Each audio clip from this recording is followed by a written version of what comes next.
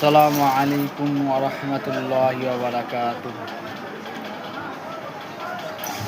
লা উকসিমু বিয়াউমিল কিয়ামাহ। আল্লাহ তাআলা পবিত্র কালামুল্লাহ শরীফে বলেন, কিয়ামতের কসম, লা উকসিমু বিয়াউমিল কিয়ামাহ। আল্লাহ কিয়ামতের কসম করে বলছেন।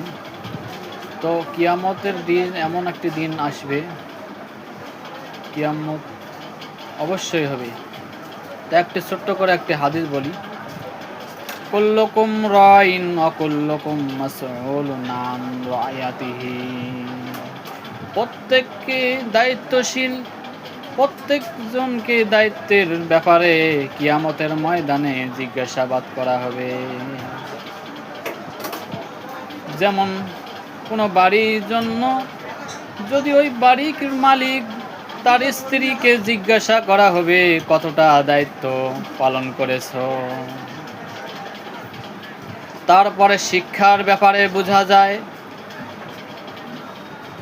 যে কোনো শিক্ষার ব্যাপারে, দুনিয়াবী শিক্ষা হোক চাই মাদ্রাসার শিক্ষা হোক, শিক্ষককে জিজ্ঞাসাবাদ করা হবে তুমি ছাত্রকে কতটুকু তার দায়িত্ব পালন করেছো, কতটুকু। এই ভাব করে প্রত্যেকটি জিনিসের ব্যাপারে আল্লাহ তাআলা কিয়ামতের ময়দানে জিজ্ঞাসাবাদ করা হবে।